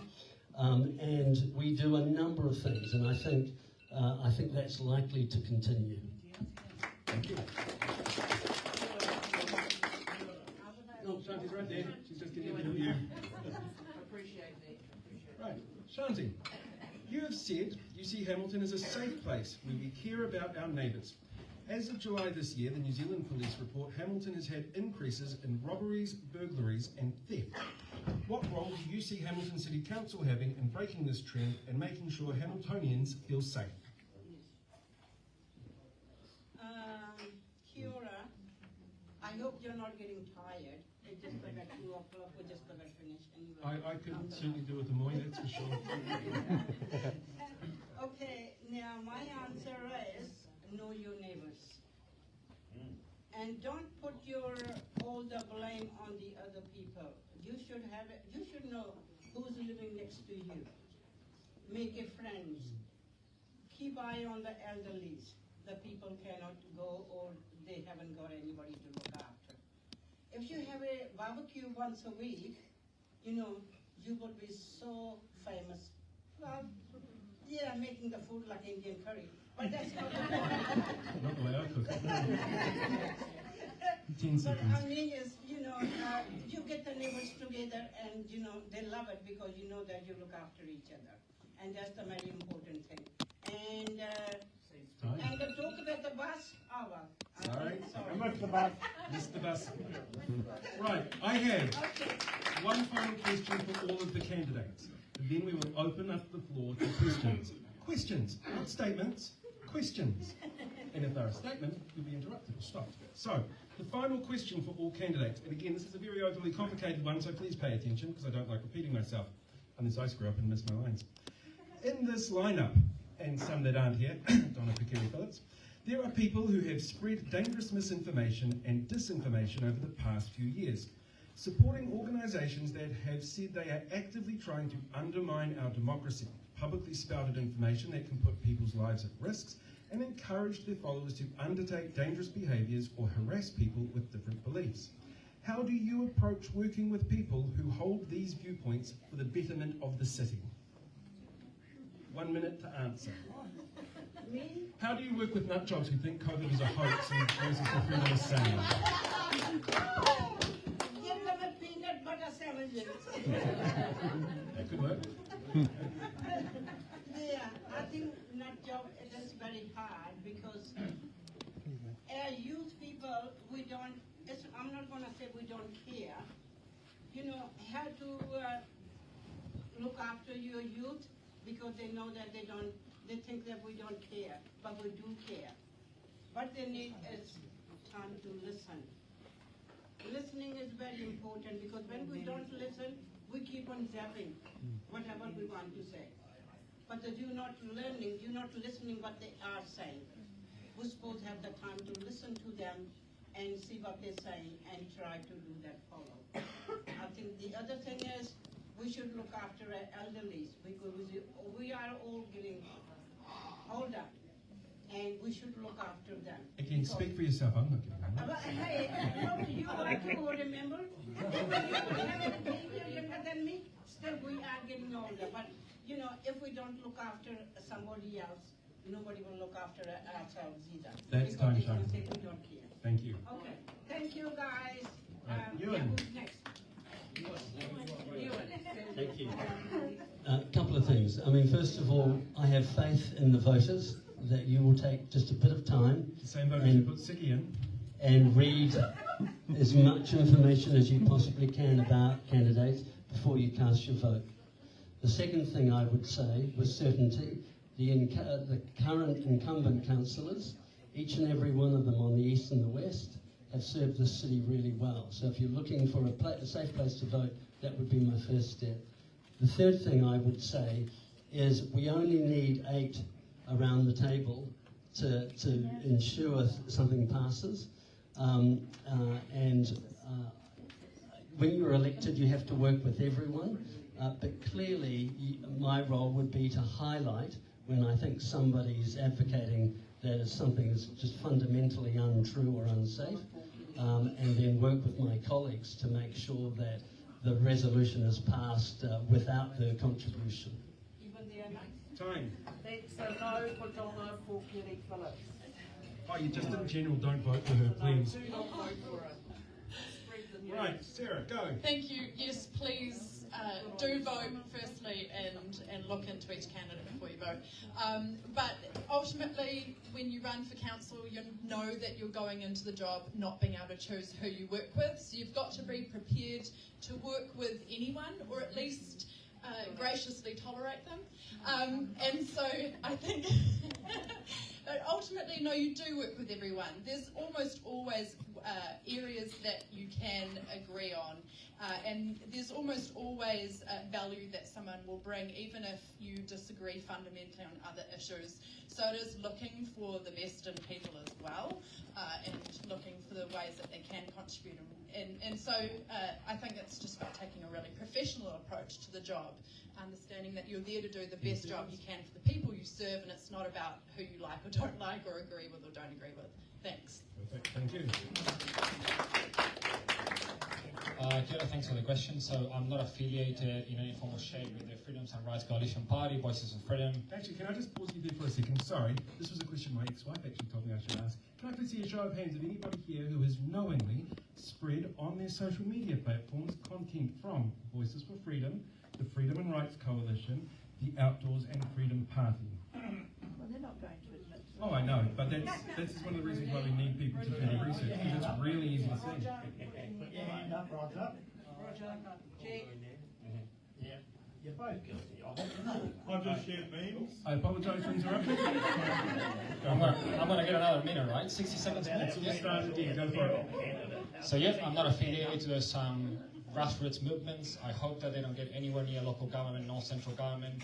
You know, I have followed them quite closely. I did watch a 5 for 3 documentary, and to be honest, they're spreading disinformation. They're trying to destabilize our, the way that we run our government, the way that we run our society, and they're spreading misinformation that is not information or evidence-based. So please make sure you do your due diligence, inform yourself about who you're going to be voting for. There are great candidates who have been putting so much effort into campaigning and actually caring about the policies and about how it will influence and impact the community. So make sure you do your research. But also the other thing is that I have been in council, and I rely that our staff, our management will do a great job at informing and providing the evidence and information that our councillors and our mayor as well need to be able to make decisions.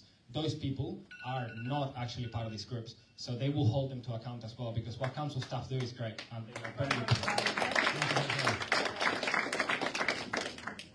I get this question is about the misinformation. And How do you work with people who knowingly spread misinformation?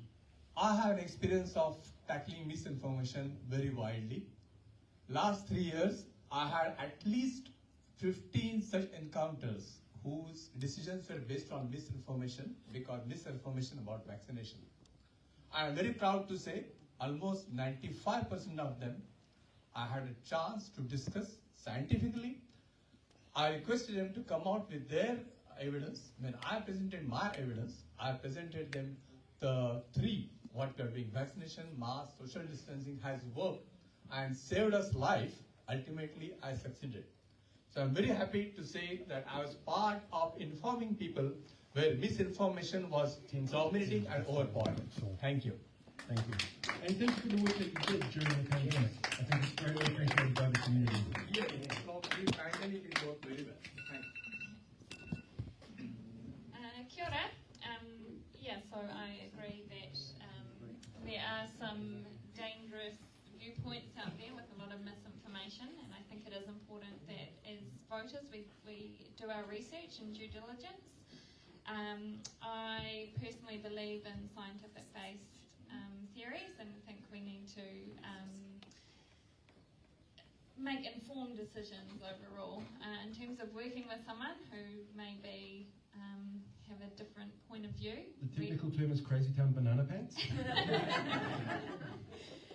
Any crazy town banana pants I need to work with, I will work with, but I think we just need to ensure that we're putting out the right information and not giving space for misinformation. Perfect, thank you. Well, I have no problem working with myself, that's for sure. I think it's very important that all the information is evaluated. It's one thing to be not banana pants or whatever you want to call it. Crazy town banana pants. Crazy pants, banana pants. But you know, you go and tell that to somebody who has suffered from the jab. I will. You go and tell that to somebody who is. You are aware that vax injuries make up less than 0.1% of all vaccinations So that have you been are distributed in actually this country. admitting that there are such injuries. Less than That's fine. 0.1%. That's okay. That information is actually tracked on the Ministry of Health website and That's is publicly fine. available. You must go onto the VIA sites and all of these things and value and have a good look at stuff. And that's 10 what seconds. you need to do. You need to actually look at absolutely everything to be informed. And that's what you need to do. And that's what I try to do, and I stay with the facts as much as I can. Thank you so much. To be fair, there is a nugget of truth there. You really need to do the research. Yes, exactly. Really. And then ask experts. Roger, time starts now. I go along with what Rudy has just said. There's no place in this Aotearoa, New Zealand, for cancel culture. If I've reshared anything on social media in the past, it would probably have been when alt-right was fashionable during the Trump era. I've been vaccinated myself 3 times, two with 1 booster, and I've never. What I must say about the mandates, with the vaccine mandates, I've been unequivocal about vaccination, but you know, I'm not sure about the mandates. But, well, basically, we've won. The mandates, the Prime Minister has just ended the mandates, so the people camped out have won, haven't they? Well, it depends. Somebody says that this is what we're going to do 6 to 12 months ago, and then they do it. That's a difficult thing to say, that the protesters have won. Of course they Right, next. Angela. How would I work with some duds? Well, like Sarah said, you have to. But like Ewan said, the voting public are a lot smarter than we are giving them credit for here today. In my 15 years, and Paul, you and I had a quick conversation when I arrived, there's only been, and I'm sorry about this, but there has only been 2 duds, and they were last term, and very quickly the public voted them out. Look, misinformation, you actually have to stand up and say something, and I would do that in a council chamber.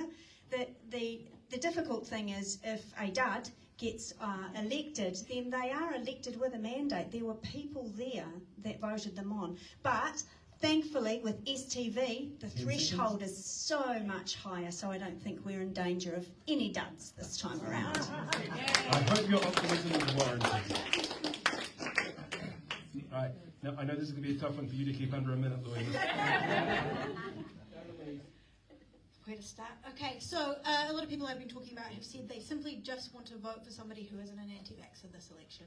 And as somebody who works in the COVID-19 Directorate, who set up our vaccination clinics, who co-organised Super Saturday in the Waikato, hello, I am the antithesis of an anti-vaxxer in that regard. What I think is probably challenging about this question is the fact that I'm also very aware of the realities of what it has been like to be on the front line as a healthcare worker, and to be harassed, and to have threats of violence against you, and to live with that fear. And for me, that's happened actually long before the pandemic, because anti-vaxxers have been very organised in our communities against people who stand up against it. I also have a Masters of Media and Creative Technology, so if you want someone with media literacy, hello again. But also we have a 96% vaccination rate, but our voter turnout was less than 40%. So please vote, and please vote thoughtfully. Thank you. Jack? I am pro-choice and I was vaccinated, but let me ask you... You're pro-choice but anti-abortion. Hold on a minute. There's something important here. I knew people in business who killed themselves because of what happened during the COVID. Secondly, I knew people who died of heart attacks. Now, can you put up your hand if you knew anyone who died of COVID? Yes. We were lucky. Yeah, how many? We were lucky. How many? Now, come on. How many? You? I know 2 people who died of COVID. Right. What I'm saying is, united we stand, divided we fall. We've got to be here for one another. It's freedom of speech. People are allowed to have their view, even if you don't go along.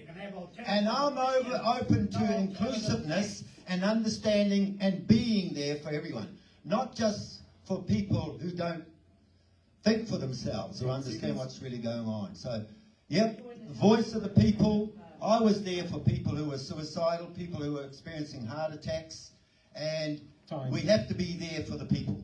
Thank you. Thank you. One of the roles of the Mayor and the Council, in fact, is to disseminate accurate information, and we did that through the COVID campaign, the COVID times. I have to say that people are people. They're entitled to their own opinions. They're entitled to believe in information that may not be correct. Our role is to work with everybody to share information and change opinion where we can. I rely on health experts. I relied on health experts throughout the whole pandemic, early stages of the pandemic, because I'm a politician. I am not a medical expert. But what I did try to do was disseminate accurate information all the time. But we can't, everybody's got rights, and people have the right to believe information that I don't believe, and I have the right to challenge them. But I think we've got to do that in a way that opens minds to new ways of thinking. You can't be combative as a mayor. You've got to work for all people and treat people as people, even if they believe things that you just don't find credible. You have to treat them as people and do that well. Thank you. Right. We have a late addition to the party, everybody. Mariana Henderson is here. So I need to apologise for being late, and if I could have a little bit more time, can I sing a song to say sorry? Okay. I'll give you 90 seconds because you can get to do it. Te aroha, te whakapono, me te rangi marari, Perfect. Okay, so Voices for Freedom, nothing to do with them. I don't condone the violence and the destruction and the just utter chaos that happened, and it's my mind to think that that was possible in our country. Happy to and eager to work with everybody and to allow everybody the ability to have their voices, but also speak into those spaces credible information that keeps all of us safe. Perfect. I have another question for you. Now, you've said you want to challenge the priorities council has when spending, focusing on needs instead of wants. Part of the remit of any council under the Local Government Act is the creation and promotion of culturally significant events and undertakings. So how do you differentiate between what is needed and what is wanted? One of the key things that I'm talking about is in regards to the $36 million walk and cycle bridge that is proposed to go right by the Anzac Bridge. And so for me, that's quite a high price tag on that, given our current financial situation for our city that is running on debt, and that we're in a lot of debt. And so that's my position on that. So that's sort of that benchmark is needs versus wants. And when we have two existing bridges either side of that, within close proximity to that both cater for biking and cycling and have just had investment made on them for those things, that's sort of the benchmark. So, you're the one who's answering. That's up to you to decide. Absolutely. Sorry everyone, I do have to leave. I've got other appointments as mayor I need to get to. But thank you for the opportunity to have such free and frank. This has been the most free and frank meeting we've had so far. But look, my information's up on the table and you know how to get hold of me. So don't listen to what other people say I believe or said or did or whatever. Just get hold of me directly and I'll talk with you directly. Thank you. We're going to open the floor to questions for the next 10 minutes. Do I have any volunteers? 10 minutes for questions. I need somebody to do me some running. Who wants to get some exercise? I've got a question. Yeah. Right. Historically, the conversation around home ownership and rates has actually been a barrier for Māori and the poor to actually engage and participate in the local government elections.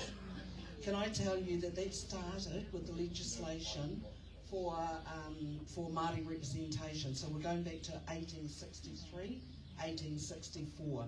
That was when only Māori at the age males, 21 landowners that paid rates could actually vote. That conversation or narrative is still in this room today when you start talking about home ownership and rates. I'm going to ask the candidates, how are you going to inform your communities that everybody that rents a home in Hamilton City, whether they own it or not, are able to participate, because all you have to be is on the electoral roll. Because only recently someone said they can't vote because they're not a homeowner.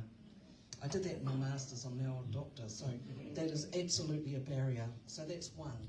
The next one is with STV coming from first past the post, how are you going to tell our people, not talking Māori community, about how to do the 1, 2, 3 STV? All right, can I get you to narrow that down to a couple of candidates to answer, just so it Okay, doesn't can I ask Sarah, Ewan, Angela, Louise, and Horiana? Cool.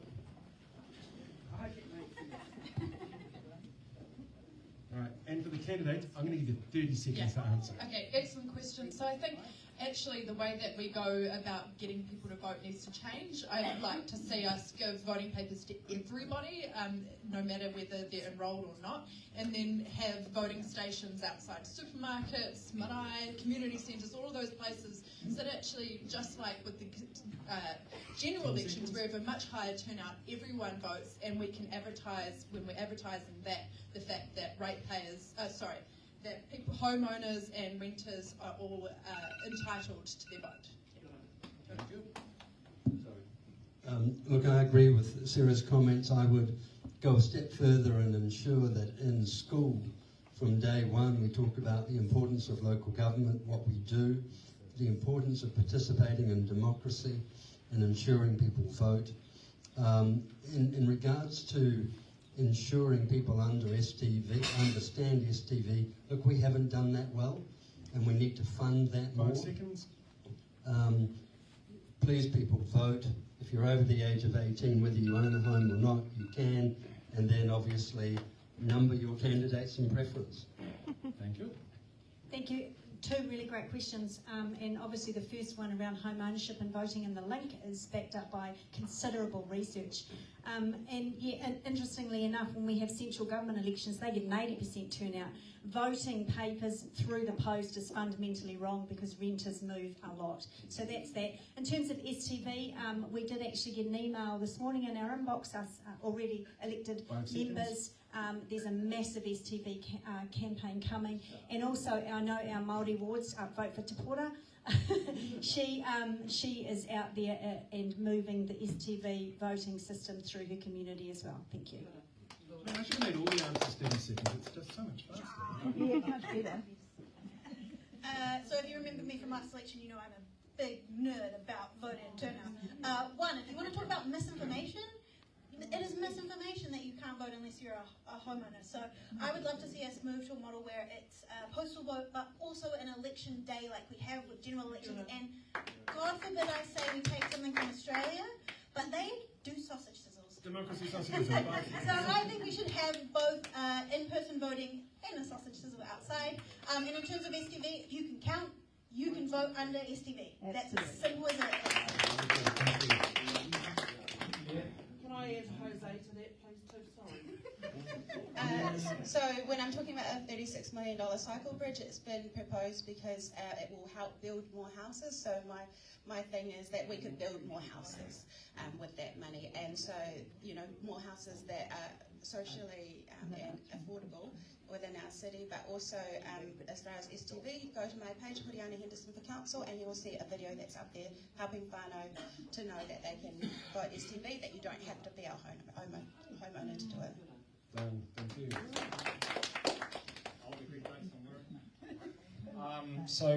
Thanks for the question. So where I come from, vote is voluntary, and also they have election day. So I agree with what Louisa said. So as a call to action, it would be great if we could have a voting period, but also a voting day, so people can actually go physically to a place and cast their vote. And it gets a pretty good buzz around elections, and people get very excited. But also, if you don't check out my TikTok, I've been doing a campaign. This is why give a fuck about local government politics, so power my language. And I've actually been explaining what STB means, encouraging people to vote. If you're a university renter or a university resident, excuse me, what council does matter. So yeah, make sure you vote. I didn't worry too much about we were talking about originally before, remember? Right, anybody have any other questions? Is it a question or is it an angry statement? Yes, it is a question, mate. Okay. Several questions. Just one. For a starter, I wanted to talk to the mayor and she buggers off. Right? She told me a pack of bloody lies and I wanted to ask her about it. She buggered off. I want to know why they have not, you councillors, why have you not put that Captain Hamilton back? Because the Marys don't bloody want it, and you don't bloody listen to them. Yes, you are. You're listening to them. They want to change the Hamilton name. You're going to change it. I do too. They want to change every bloody thing. This is a multicultural country. And we don't need that bloody crap. Excuse me, sir, can I just ask you a quick question? Stop being outrageous to move away. We can't, honestly, it's intolerable. You hate the truth, mate. It is intolerable. This is not true. You hate the truth. Brian, can I ask you a quick question? Off the topic, just a quick question. That's what I'm saying. Your cochlear implants that you've got at the moment. Why did they go to the Mary Ward? Can I ask you a completely different question? Your cochlear implants that you've got at the moment, modern piece of technology that helps you hear better. Without the ability to move forward with technology and with changes to society, you would never be able to access I want to know why did the mayor bugger off? Because she's got other things to do. She runs the city. Big excuse, eh? Big excuse. Because she's the mayor. Who cares? She's a bloody mayor, wherever. She's here to represent the people, not bugger off by... Right, any other questions? Something simple. We got one down here. Any other questions on the Jerry Springer Show?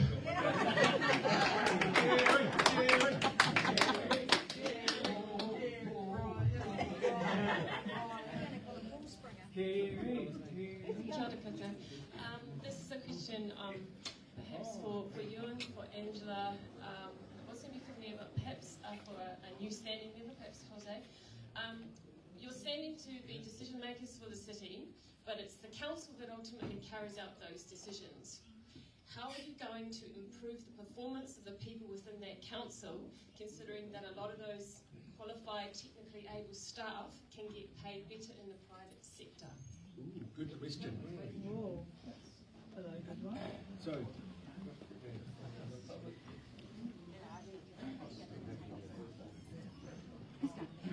Look, it's a really, really good question. And can I say this current council has recognised the question and have started to take some meaningful steps. And this is what we've done. We're one of the first local governments to improve our benefits to our staff. We're implementing new health benefits that will take effect very soon at a cost of $1 million to try to help retain our staff. Council resolved unanimously to add a 5% inflation to the current salary pool of $102 million a year to retain our quality staff. They're our greatest assets, we recognise that, and we empower our Chief Executive to treat them so. thank you. Angela. Thank you. Yes, what he said, as well as my 15 years on council, I have never in the private sector met civil servants that are so passionate about what they do and the teams that they work in and the city that they live in. You cannot get that from the private sector. Sure, you might get a few more morning teas, but you don't get that passion and that love of what you're doing. And that's 5 seconds. that's a legacy, and those people know. They're incredible staff. We're very lucky. So, as a council staff myself, when I left council 3 months ago to run for the campaign, about 2 very sort of big hitters in my public transport team, they actually left from council, and it's partly because of what you've just raised. And what I will do, I think councils have outrageously big contracted services budget. We contract a lot of stuff out, and then, hey, it goes to the private contractors. They charge $200, $300 an hour to the same job that some very qualified individuals, a council employee, will get. I actually think we should be looking at reallocating some of the contracted budgets to the payroll budget so we take care of our staff. Thank you.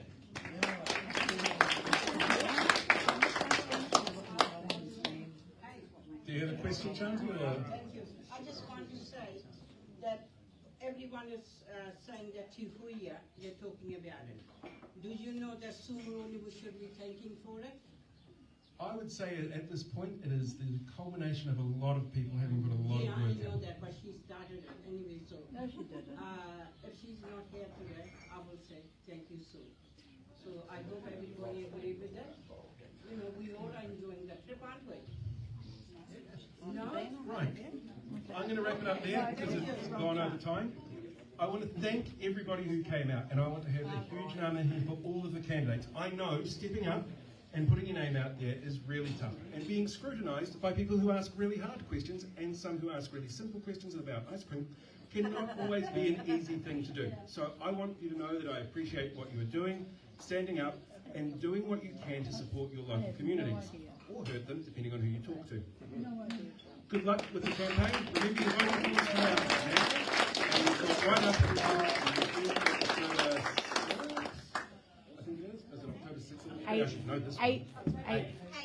It's been a long day. Well, you've got right up until lunchtime on election day to get your voting forms in, and you can drop your voting forms off here or at any council libraries, the council building in town, or thank you very much, everyone. I just want to say a big thank you to Paul Barlow, who's done an outstanding job. A big thank you for coming down and giving up your day today. Thank you very much. Thank you very much for having me. Now we've got fruit and veggies for sale out in the reception. $15 gets you a bag of fruit, a bag of veggies. Veggies and fruit in the same bag. $15 we do this every Wednesday.